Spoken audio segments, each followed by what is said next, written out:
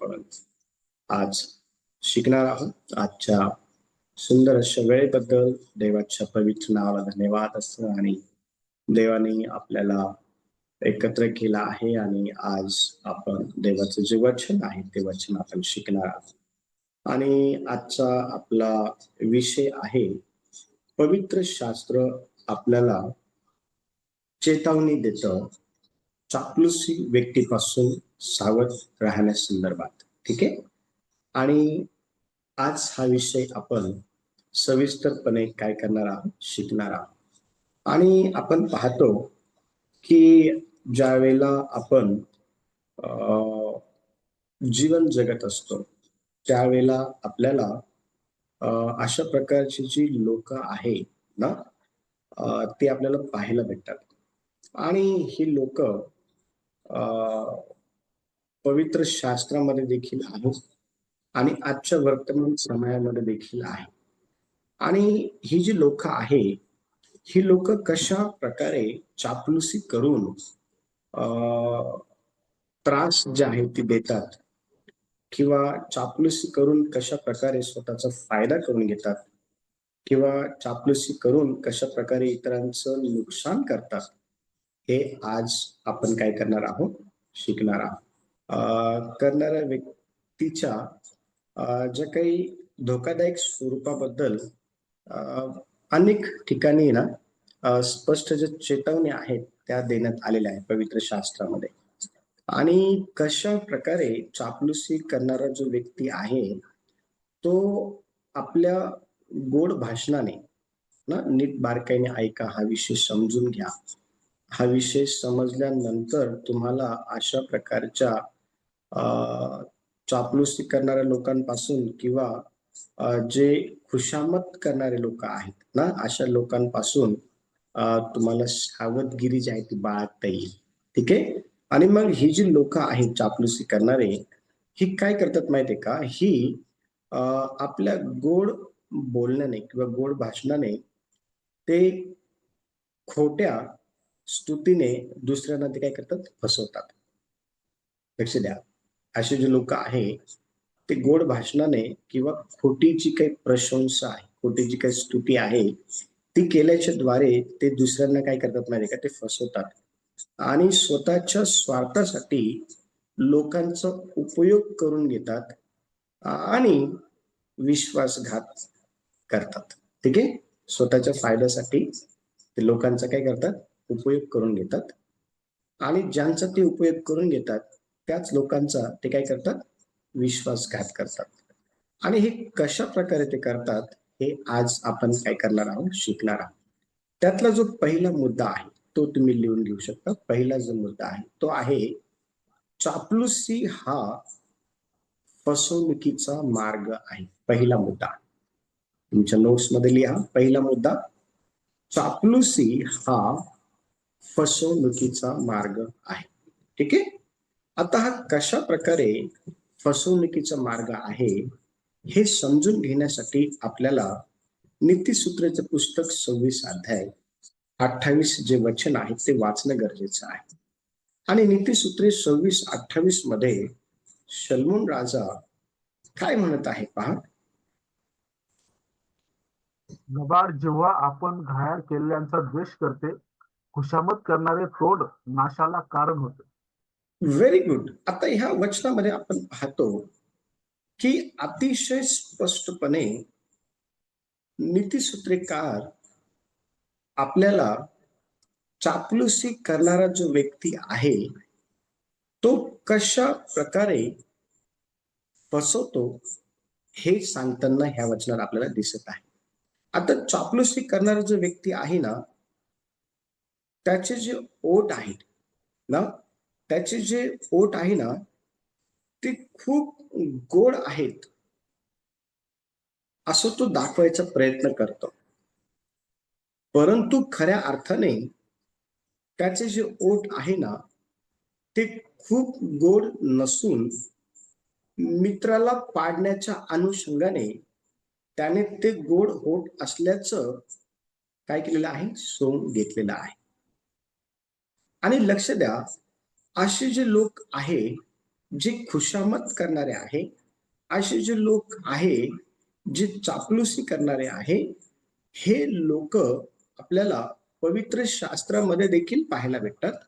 आणि असे लोक आजच्या वर्तमान समयामध्ये देखील आहे.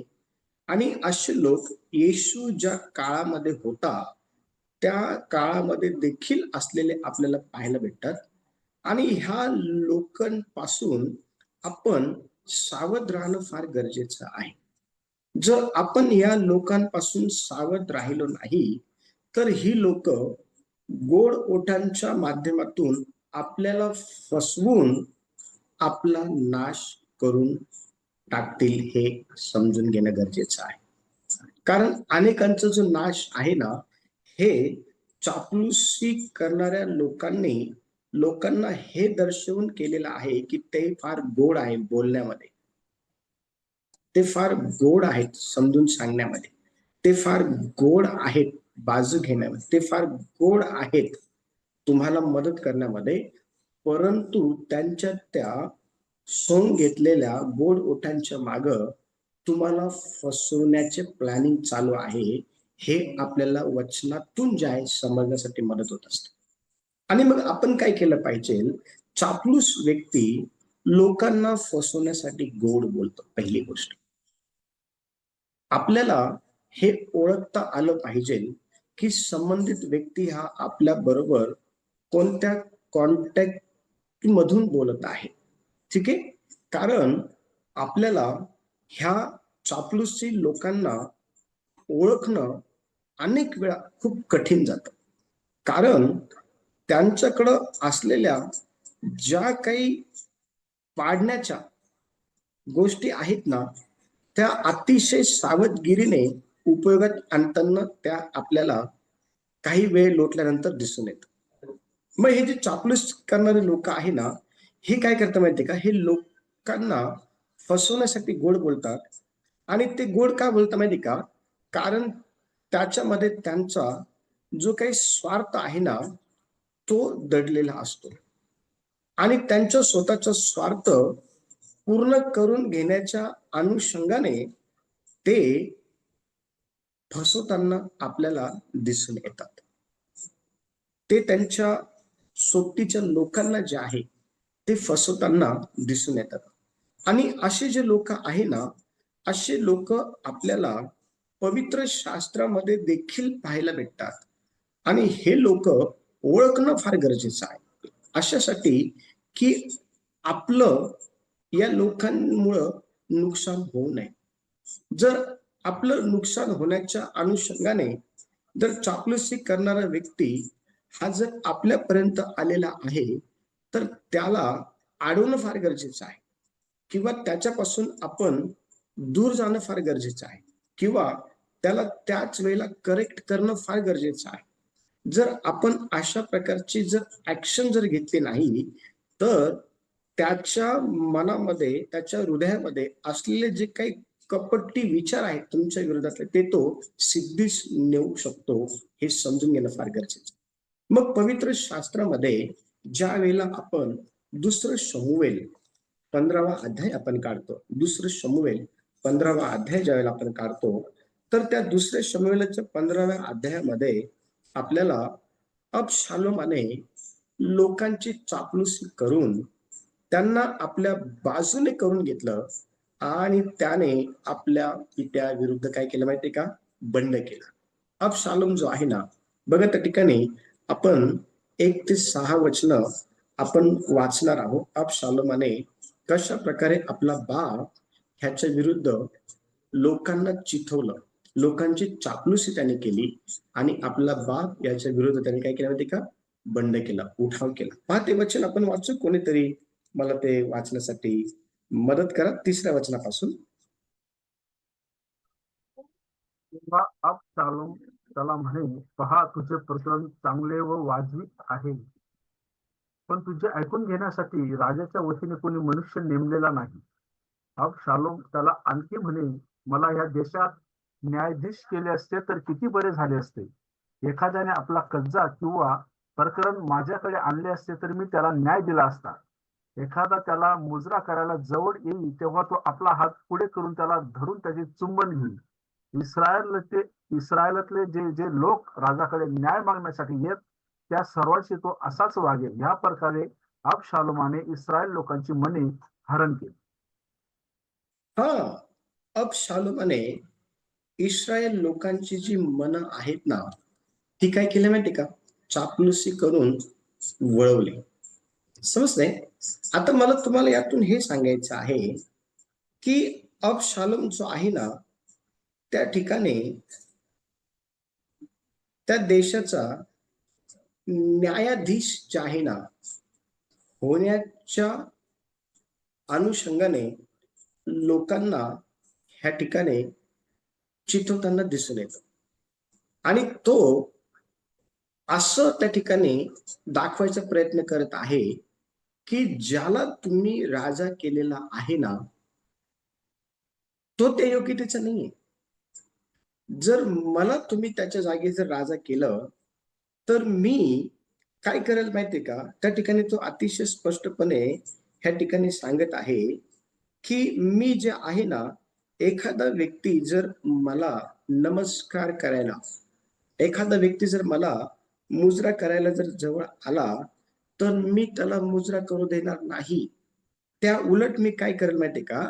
आपला हात पुढं करून त्याला धरून त्याचं मी चुंबन घेईल. म्हणजे ह्या ठिकाणी अबशालोम इतका काही गोड लोकांसोबत बोलून राजाविरुद्ध काय करतो माहिती का?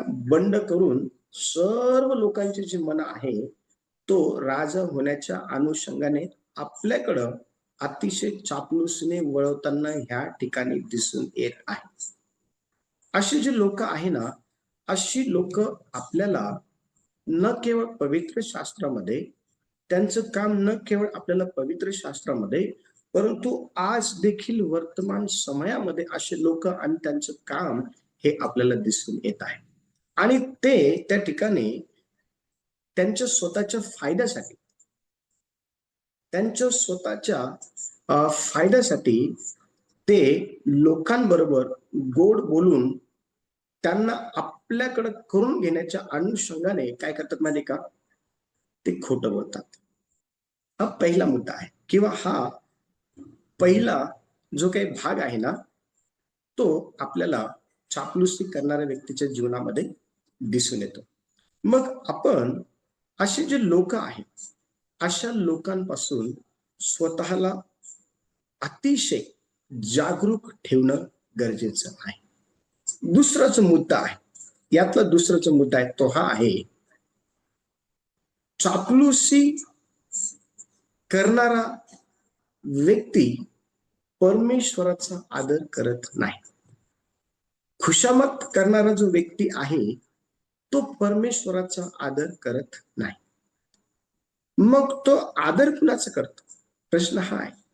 तर वचनामध्ये बघा काय लिहिलेलं आहे. ज्या वेळेला आपण स्तोत्र संहितेचं पुस्तक 78 अध्याय आपण काढतो, स्तोत्र संहिता 78 अध्याय आणि 36 आणि 37 ही दोन वचन आपण वाचू.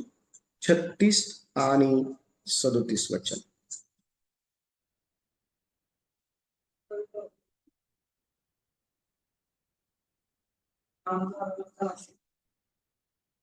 स्तोत्र संहिता 78, 36 आणि 37 वचन.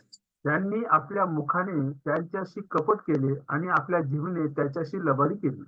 कारण त्यांचे मन त्याच्या काही स्थिर नव्हते, शिवाय त्याचा करार त्यांनी इमानाने पाळला नाही. Very good.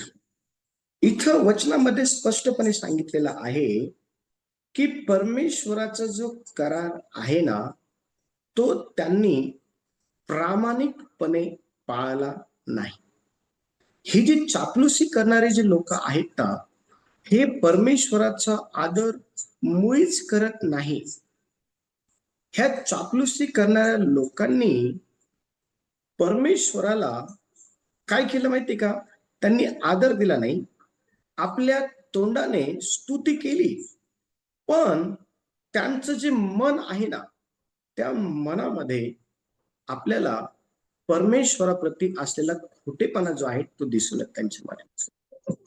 आणि ह्या ठिकाणी वचनामध्ये अतिशय स्पष्टपणे आपल्याला हे शिकायला मिळतं की आपण जे आहे ना, अशा लोकांपासून सावध राहणं फार गरजेचं आहे. ही जी लोक आहे ना, ही लोक आपल्या आजूबाजूला असतात आणि ही लोक त्यांच्या कृतीतून असं दाखवायचा प्रयत्न करतात की आम्ही परमेश्वराचा खूप आदर करतो, परंतु खऱ्या अर्थाने ते आदर तोंडाने करत आहे. त्यांच्या हृदयामध्ये बऱ्याच ज्या खोट्या गोष्टी आहे ना, त्या आपल्याला असलेल्या पाहायला भेटतात. आणि लक्ष द्या, चापलूसी लोक लोकांसोबत परमेश्वराबद्दलही गोड बोलतात, पण त्यांचं जे हृदय आहे ना, ते सत्यापासून दूर असतं. समजते?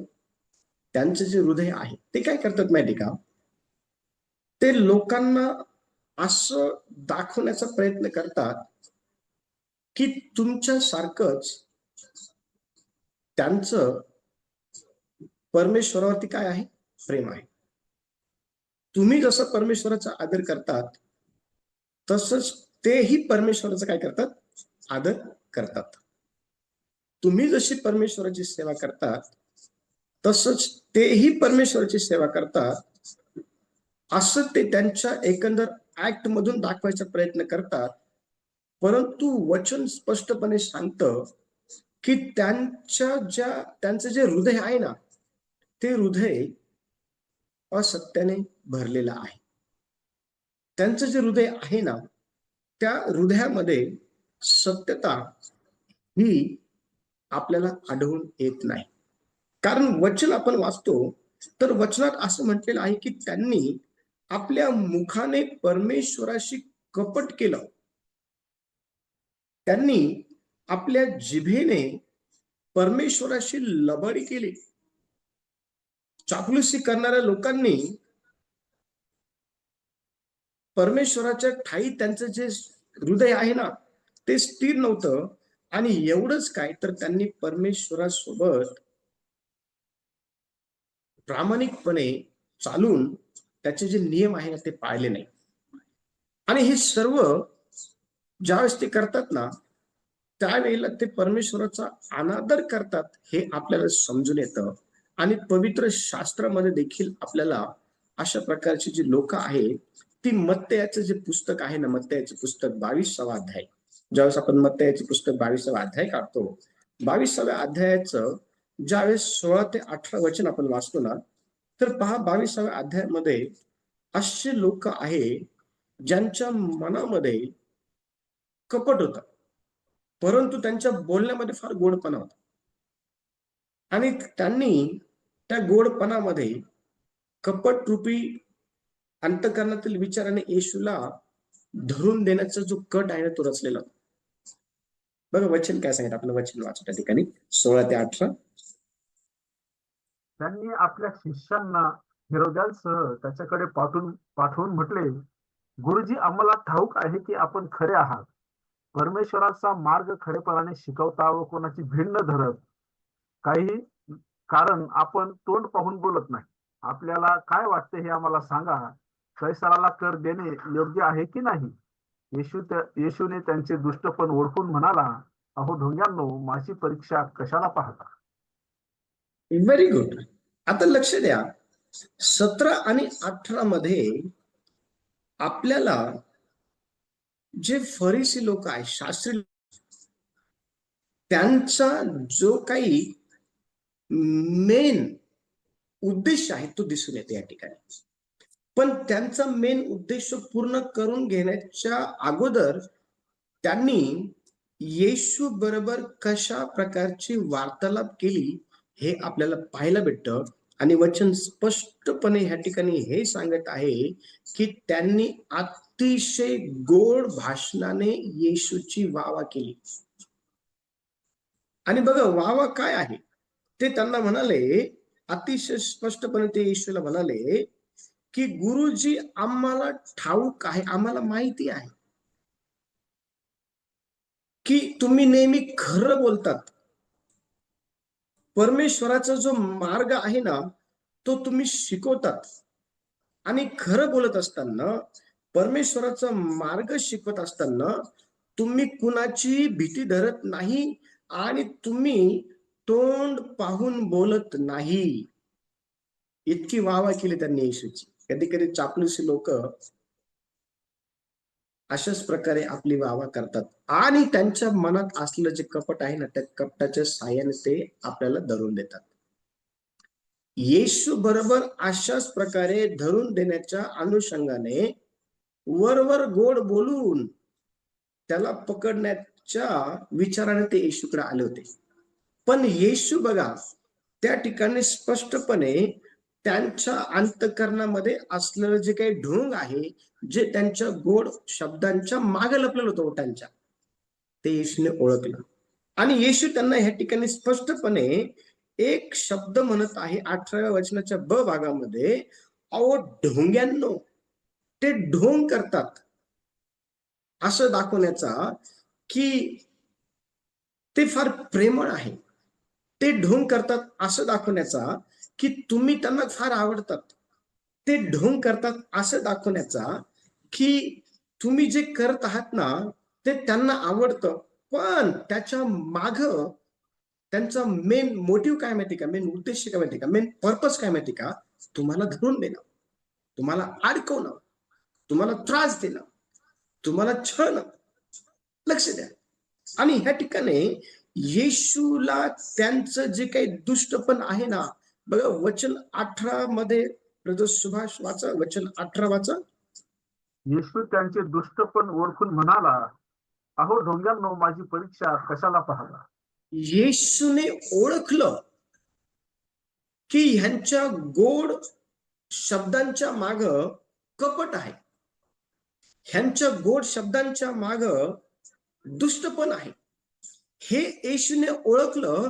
आणि अशाच प्रकारे आपण देखील अशा लोकांना ओळखणारं बनणं फार गरजेचं आहे, जे तुम्हाला धरून देण्याच्या अनुषंगाने तुम्हाला असं दाखवायचा प्रयत्न करतील की ते फार गोड आहे.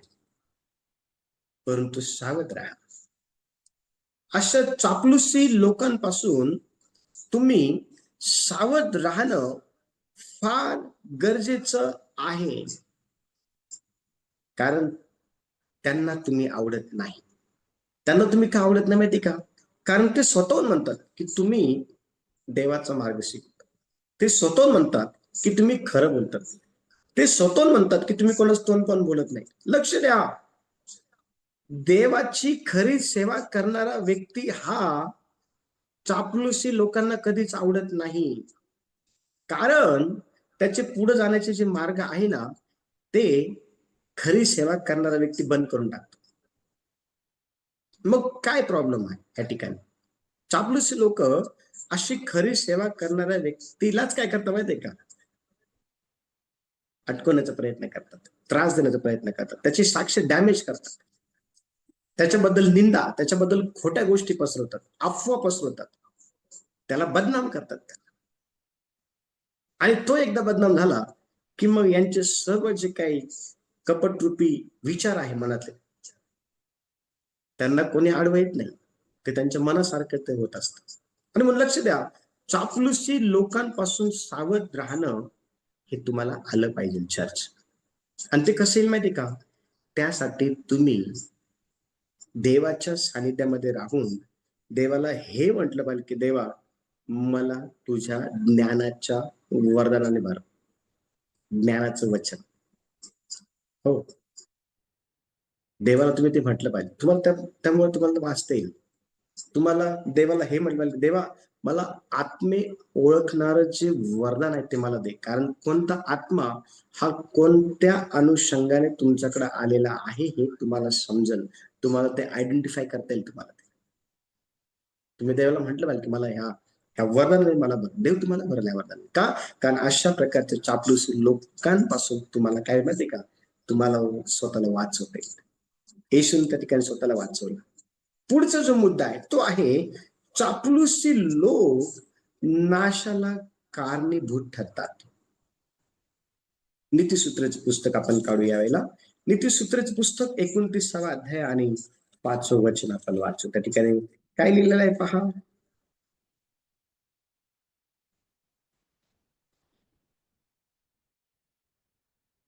एकोणतीस 5 नीतिसूत्रे.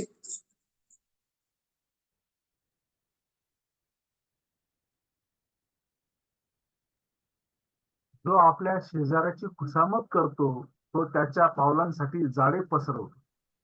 Very good. जो आपल्या शेजाऱ्याची खुशामत करतो तो त्याच्या पावलांसाठी काय करतो माहिती का, जाळे पसरवतो. तिसरा जो भाग आहे तो हा आहे. तिसरा जो मुद्दा आहे तुम्ही तुमच्या नोट्स मध्ये लिहून घेऊ शकता. चापलुसी करणारे लोक नाशाला कारणीभूत ठरतात. त्याचं वचन आहे 29वा अध्याय नीतिसूत्रे 5वं वचन. त्या ठिकाणी स्पष्टपणे असं म्हटलेलं आहे, चापलुसी करणाऱ्यांच्या ओठांमुळं लोकांचा नाश होतो. लक्षात घ्या. चापलुसी करणारे जे लोक आहे ना, त्या लोकांच्या ओठामुळं लोकांचा काय होतो, नाश होतो. आणि अनेक लोकांचा नाश हा चापलुसी करणाऱ्या ओठांनी केलेला आहे. चापलुसी करणाऱ्या लोकांनी अनेक चांगल्या लोकांना पाडलेलं आहे. अनेक चांगल्या लोकांचं जे काही वैयक्तिक लाईफ आहे, पारिवारिक लाईफ आहे, सोशल लाईफ आहे, ते उद्ध्वस्त करून टाकलेलं आहे. आणि हे चापलुसी करणारे जे लोक आहे ना, यांच्या जिभेमध्ये जोगी सर्पाचे विष आहे. चापलुसी करणारे जे लोक आहे ना, यांच्या जिभेमध्ये आपल्याला वरवर खूप गोडपणा दिसतो आणि त्यांच्या त्या गोडपणानेच त्यांनी अनेकांना उद्ध्वस्त करून टाकलेलं आहे. आणि त्यांनी का त्यांना उद्ध्वस्त केलं, त्याच्या माग त्यांचा जो काही उद्देश आहे तो एकच होता की आपल्याला सर्व काही मिळावं, आपण पुढे जाऊ. आणि हे जे लोक आहे ना, हे लोक जेव्हा कोणी आपली स्तुती करतं ना, त्यावेळेला ते खरं स्तुती करत आहे का, ते स्तुती करण्याच्या माग त्यांच्या मनात काही कपट आहे, हे आपण जाणून घेणं फार गरजेचं आहे.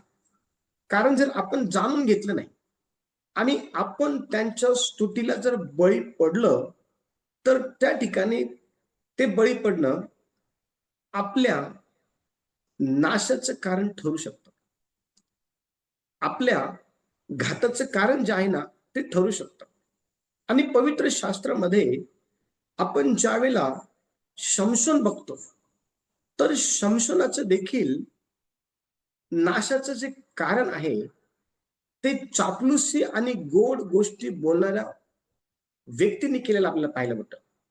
आणि तो व्यक्ती जर कोण आहे, तर तो आपल्याला ज्या वेळेला आपण शास्त्रेचं पुस्तक ज्यावेळेस आपण काढतो, शास्त्रेचं पुस्तक 16वा अध्याय, शास्त्रेचं पुस्तक 16वा जो अध्याय आहे, शास्त्रेचं पुस्तक 16व्या अध्यायाच्या 15 पासून 21 पर्यंत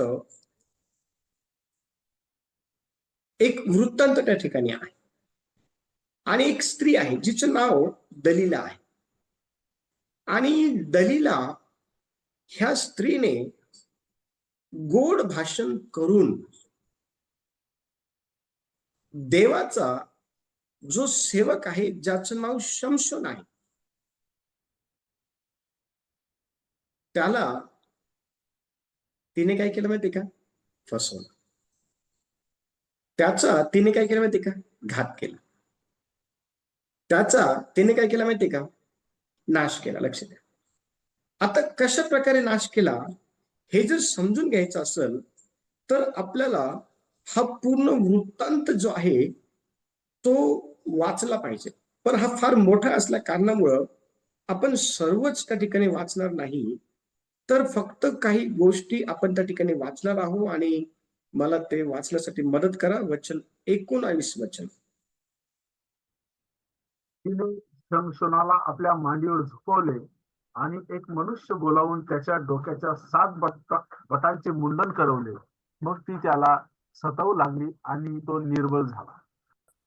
हा, आता बघा ह्या ठिकाणी शमशोनाने त्याच्या जीवनातली जी गोष्ट सांगायला नको होती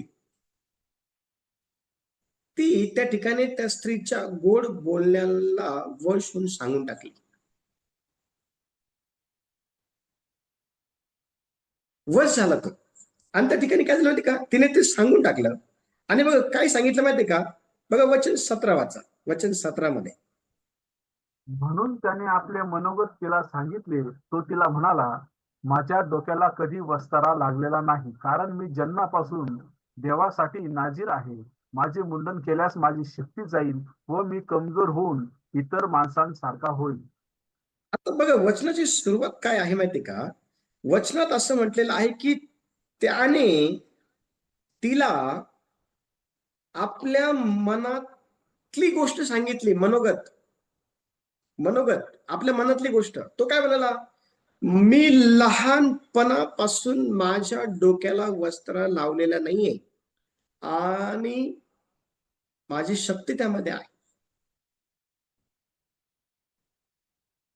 पण हे सर्व तो तिला केव्हा सांगितलं माहिती का, ज्या वेळेला तिने गोड गोड गोड गोड बोलून त्याला वश केलं. त्याला वश केलं, त्या ठिकाणी फसवलं. आणि बघा ती त्या ठिकाणी म्हणते, जर माझं मुंडन केलं तर माझी शक्ती जाईल आणि मी कमजोर होईल आणि मी इतर माणसांसारखं होईल. आणि तुम्हाला माहिती आहे तिने काय केलं, तिने त्या ठिकाणी त्याच्या डोक्यातील 7 बटांचे मुंडन केलं. ते लक्ष द्या, चापलुसी जे लोक आहे ना, त्यांना तुमच्या मध्ये असलेल्या चांगल्या गोष्टी आवडत नाही आणि म्हणून ते गोड भाषण करून तुमचा विश्वासघात करतात आणि तुमच्यामध्ये असलेल्या चांगल्या गोष्टी त्या हिरावून नेतात. किंवा तुमच्यामध्ये असलेल्या चांगल्या गोष्टींना ते वाईट जे काही वळण आहे ना ते द्यायचा प्रयत्न करतात. हे का ते करतात माहिती का, कारण त्याच्या मागे त्यांचे खूप सारे छुपे जे काही एजेंडा आहेत ते असलेले आपल्याला पाहायला भेटतात. हिचा देखील एजेंडा होता दलिलाचा. आणि म्हणून लक्ष द्या, चापलुसी करणारे जे लोक आहे ना, ते तुम्हाला असं दाखवायचा प्रयत्न करतील की तुम्ही त्यांच्या खूप जवळचे आहात. ते तुम्हाला असं दाखवायचा प्रयत्न करतील की तुमच्यावर त्यांचं फार प्रेम आहे, परंतु दाखवणं वेगळं, त्याच्या माग वेगळं असतं. आणि त्याच्या माग वेगळं जर काय आहे, तर ते फक्त तुम्हाला ठार करू इच्छितात, ते तुमचा घात करू इच्छितात, ते तुम्हाला पाडू इच्छितात, ते तुमची बदनामी करू इच्छितात, ते तुम्हाला वाईट मार्गाने नेऊ इच्छितात, ते तुम्हाला पूर्णपणे उद्ध्वस्त करू इच्छितात. हा त्यांचा छुपा एजेंडा आहे. आणि म्हणून अशा चापलुसी करणाऱ्या लोकांपासून तुम्ही सावध असणं फार गरजेचं आहे. तर तुम्हाला वाचता येईल, तर तुम्ही सुरक्षित राहा. कारण अनेक लोकांना ह्या चापलुसी करणाऱ्या लोकांनी धुळीस मिळवलेला आहे. पवित्र शास्त्रामध्ये देखील आपल्याला असे लोक पाहायला भेटतात जे धुळीस मिळाले. काही लोक वाचले. ह्या जगामध्ये देखील अनेक लोक जे आहेत ते उद्ध्वस्त झालेले, काही लोक वाचले. आपण जे आहे ना, अशा लोकांपासून वाचणं फार गरजेचं आहे. चौथा जो मुद्दा आहे तो आहे, चापलुसी माणसाला गर्विष्ठ बनवते आणि कालांतराने तो पडतो पण. चापलुसी माणसाला गर्विष्ठ बनवते आणि कालांतराने त्या गर्विष्ठपणामुळे तो पडतो पण. बघा वचनाकडे आपण जाऊया. नीतिसूत्राचे पुस्तक 16वा अध्याय आणि त्याचं 18 वचन आपण काढू. वचन 18.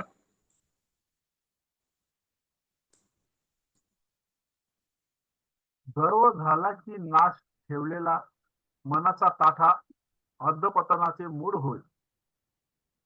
Very good. नीतिसूत्राच्या पुस्तकामध्ये अतिशय स्पष्टपणे आपल्याला हे लिहिलेलं दिसून येतं की गर्वाने मनुष्याचा नाश होतो. आणि जो गर्व आहे ना तो आपल्याला जास्तीत जास्त कोणत्या वर्गाच्या लोकांमध्ये दिसतो, तर तो वर्ग आपण शिकत आहोत, तो वर्ग चापलुसी आहे. कारण नीतिसूत्राच्या पुस्तकामध्ये गर्व झाला की नाश ठेवलेला आणि अनेक चापलुसी लोकांच्या जीवनामध्ये आपल्याला गर्व दिसून येतो. आणि त्या गर्वामुळं ते इतके काही फुगतात, त्यांचं मन हे इतकं काही फुगतं की कालांतराने आपल्याला ते पडलेल्या अवस्थेत दिसतात. आणि हे समजून घेणं फार गरजेचं आहे. जेव्हा कोणी चापलुसी करतो ना तेव्हा तो दुसऱ्याला उगाच मोठे समजायला लागतो. हे गर्व निर्माण करते आणि शेवटी विनाश होतो. लक्षात घ्या. शेवटी काय माहिती का? शेवटी नाश होतो.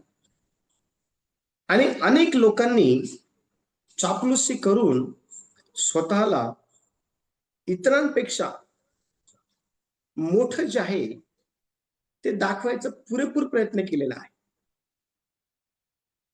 आणि ते लोकांच्या दृष्टिकोनातून मोठे झालेले पण आहे, परंतु त्यांची फजिती झाली मोठे झाले असल्या कारणाने. काय माहितीये का?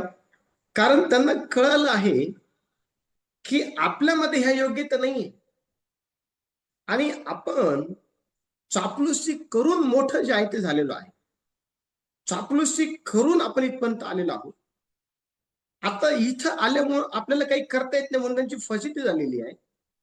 आणि फजितीमुळं ते आपल्याला पडलेल्या अवस्थेमध्ये देखील दिसून येतात. फजितीमुळं ते पडलेले असलेले देखील आपल्याला दिसून येतात. बघा पवित्र शास्त्र आपल्याला अतिशय स्पष्टपणे प्रेषितांचं जे पुस्तक आहे ना 12वा अध्याय, प्रेषित 12वा अध्याय आणि त्याचं 21 आणि 23, 21 ते 23 पहा काय लिहिलं त्या ठिकाणी. त्या ठिकाणी एक राजा आहे ज्याचं नाव हेरोद आहे. नंतर आणि बघा येस वाचा.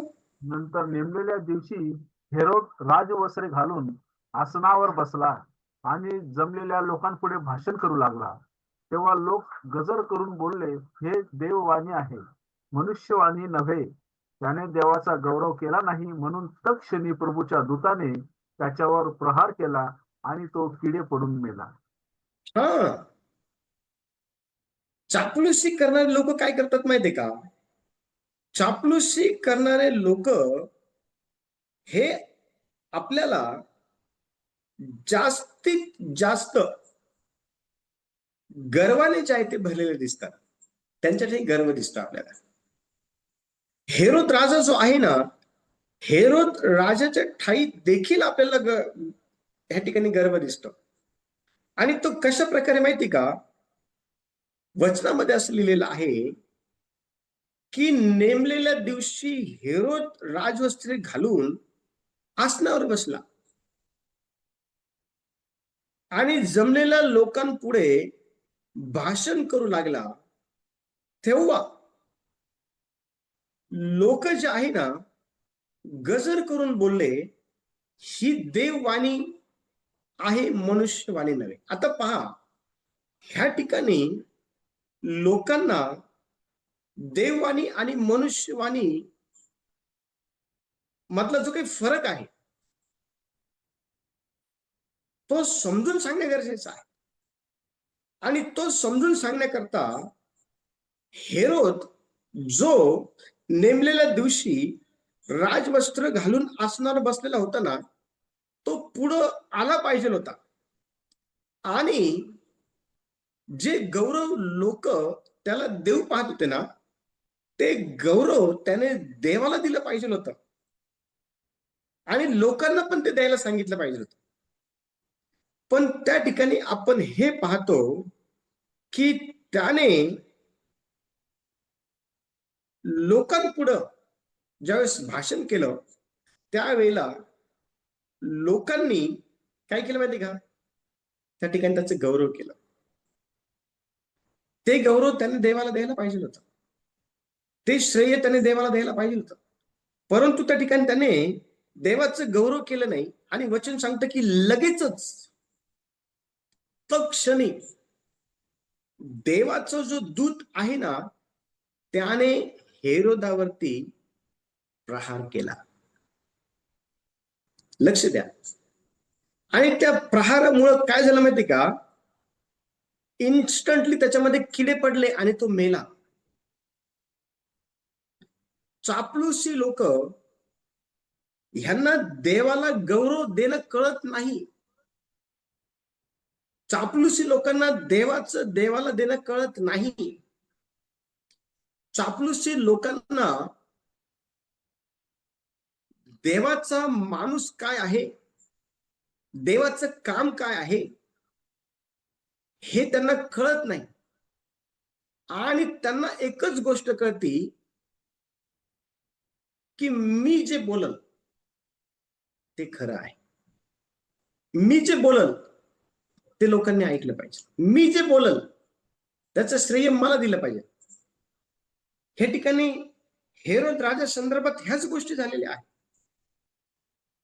परंतु लक्ष द्या, देवाचं वचन अतिशय स्पष्टपणे या ठिकाणी हे सांगतं की हेरोद राजावर देवाचा न्याय आला. जर ह्या ठिकाणी देवाच्या न्यायापासून जर हेरोद सुटला नाही, तर चापलुसी करणारा व्यक्ती पण सुटणार नाही. तो किती मोठा होऊ द्या त्याच्या गोड भाषणामुळं, तो कितीही मोठा होऊ द्या त्याच्या चापलुसीपणामुळं, तो कितीही वर जाऊ द्या त्याच्या खुशामती बोलण्यामुळं, पण लक्ष द्या, परमेश्वर देव हा त्याच्यावरती न्याय आणल किंवा परमेश्वराचा न्याय त्याच्यावरती येईल. का माहिती का, कारण त्याने चापलुसी करून कपट रूपी गोष्टींच्या साहाय्याने चांगल्या देवभिरू लोकांना उद्ध्वस्त केलेलं आहे. त्यांच्याकरता ते अडखळण्याचं कारण तो बनलेला आहे. पण देव त्याला सोडल का? नाही सोडणार. अडखळण्याचं कारण हे भयानक आहे. पुढचा जो मुद्दा आहे तो आहे चापलुसी करणारे लोक खोटं बोलतात. ते खरं कधीही बोलत नाही, कधीच बोलत नाही खरं. आणि ते कशा प्रकारे खोटं बोलतात, स्तोत्र संहिता 5वा अध्याय आणि वचन 9 पहा काय म्हणत आहे. स्तोत्र संहिता 5वा अध्याय आणि वचन 9. त्यांच्या तोंडाचा भरवसा नाही, त्यांचे अंतर्याम केवळ खाच आहे, त्यांचा घसा केवळ उघडे थडगे आहे, ते आपल्या जिभेने गोड गोड बोलतात. Very good. बघा, चापलुसी करणाऱ्या लोकांना कोणत्या प्रकारची उपमा देण्यात आलेली आहे. त्यांच्या तोंडाचा भरोसा नाही. का? कारण ते एक सतत खोटं बोलतात. तुम्हाला कधी कधी अशा लोकांचा सामना करावा लागला असेल. तुम्ही खरे असताना पण तुम्हाला खोटं साबित करण्यात ते यशस्वी झालेले आहे. त्यांच्या तोंडाचा भरोसा नाहीये, ते काय बोलतील हे समजत नाही. म्हणून म्हटलेलं आहे, त्यांच्या तोंडाचा भरोसा नाही, त्यांचं अंतरम केवळ खाच आहे, खाच. त्यांचा घसा हे उघड थडग आहे. थडग माहिती आहे का तुम्हाला? थडग ज्याच्यामध्ये मेलेल्या माणसाला ठेवतात आणि वरतून मोठा दगड ठेवतात. पूर्वी असायचं ते. आता हल्ली खड्डा आपण समजून घेऊ. जर एखादं मेलेल्या व्यक्तीला जर खडग्यामध्ये ठेवलेलं आहे आणि वरतून जर मोठा दगड जर ठेवलेला नाहीये, ते खडगं उघडच आहे, तर तो वास बाहेर येतो. आणि तो जो वास आहे ना, तो एकाच दिशेने नाही, तर तो सगळीकडे तो वास आपल्याला दिसून येतो. तो इरिटेट करतो माणसाला. तसंच चापलुसी करणारे लोक पण जे आहे ना, ते इरिटेट करतात. त्यांचा जो घसा आहे ना, ते उघडं थडगं आहे आणि ते आपल्या जिभेने गोड गोड बोलतात, पाडण्यासाठी, घात करण्यासाठी. चर्च, लक्ष द्या. चापलुसी लोक तुमच्या बरोबर बोलताना एक बोलल, पण भलतच करत बसतात. ते जे बोलतं ना, ते करत नाही. आणि अशा प्रकारच्या खोट्या वचनांनी, खोट्या अभिवचनांनी ते काय करतात माहिती का, लोकांना फसवतात. असे अनेक लोक आहेत. पवित्र शास्त्रामध्ये ज्यावेळेस आपण मत्तेचं पुस्तक 26वा अध्याय आणि 49 आणि 50 वचन वाचतो ना, मत्तेचं पुस्तक 26वा अध्याय आणि 49 आणि 50 वचन वाचतो ना, तर त्या ठिकाणी आपल्याला यहुदा इस्करियोत दिसतो आणि त्याने शास्त्री फरीसी ह्यांची चापलुसी केली.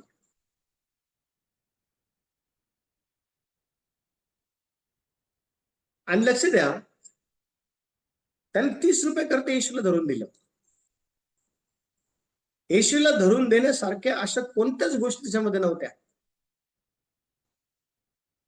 पण त्या ठिकाणी आपल्याला पाहायला भेटतं की यहुदा इस्करियोत याने चापलुसी केली. त्याने शास्त्री फरीसींची पण चापलुसी केली, येशूला धरून दिलं. आणि येशूची पण त्याने चापलुसी केली आणि येशूला धरून दिलं. लोक तुमची चापलुसी करतील, तुम्हाला धरून देतील. लक्ष द्या. अशा प्रकारचे चापलुसी करणारे जे लोक आहे ना, त्यांच्यापासून सावध राहणं फार गरजेचं आहे, खूप गरजेचं. जर तुम्ही त्यांच्यापासून सावध राहिलं तर अनेक जे धोके आहे ना, त्यापासून तुम्ही दूर राहू शकता. अनेक जे धोके आहे ना, त्यापासून तुम्ही स्वतःला, त्यांच्यापासून येणार तुम्ही स्वतःला वाचू शकता. शेवटचा मुद्दा आहे, चापलुसी करणारे लोक स्वतः, पण चापलुसी करणारे लोक फक्त स्वतःच्या फायद्याचा विचार करतात, दुसऱ्यांच्या फायद्याचा विचार करत नाही. त्यांना फक्त स्वतःविषयी त्यांना त्यांचा फायदा त्यांना करून घ्यायला आवडतो. यहुदा जो आहे ना, यहुदाचं पत्र 1 अध्याय आणि त्याचं 16 वचन आहे, त्या ठिकाणी आपल्याला असे लोक पाहायला भेटतात. असे लोक आपल्या स्वार्थासाठी गोड बोलतात. आपण हे शेवटचं वचन वाचू आणि मग त्यानंतर आपण प्रार्थना करा. कोणतरी यहुदाचं पत्र कोणतरी काढा, यहुदाचं पत्र 1 अध्याय आणि 16 वचन.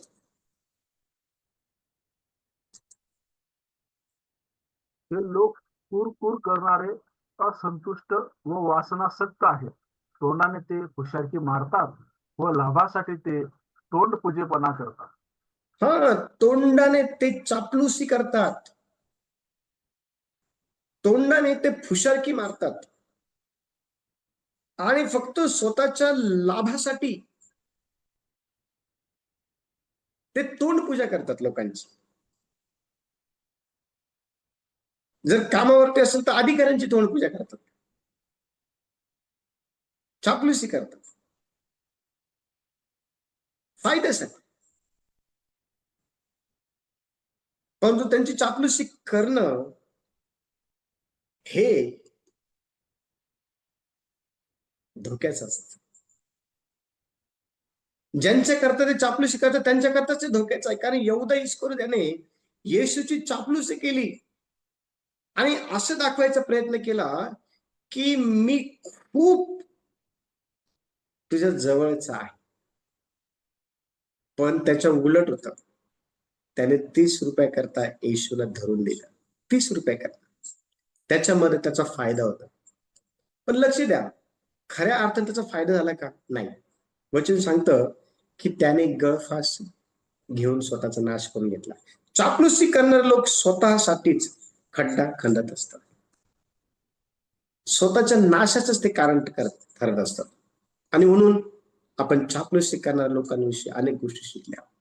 येणाऱ्या दिवसांमध्ये आणखीन आपण खोलवर शिकणार आहोत. आणि म्हणून प्रत्येक गोष्ट लिहून घेत चला. देव या वचनाद्वारे सर्वांना आशीर्वाद देव.